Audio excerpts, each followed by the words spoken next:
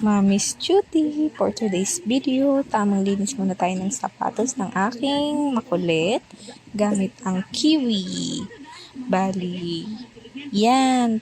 Binrush ko muna para maalis muna yung mga ali-alikabok bago ko lagyan ng kiwi. Tapos, nung okay na, yan na, nilagyan ko na ng kiwi, yung bawat sulok, lalo na yung mga gilid-gilid na namumuti. Gawa ng alikabok. Kasi naman, ewan ko ba dito sa anak ko, papasok ng maayos yung sapatos, yung damit.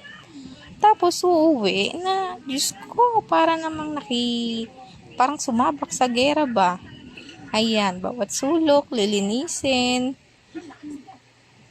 Siyempre, gusto natin maging maayos sila, maging presentable tingnan.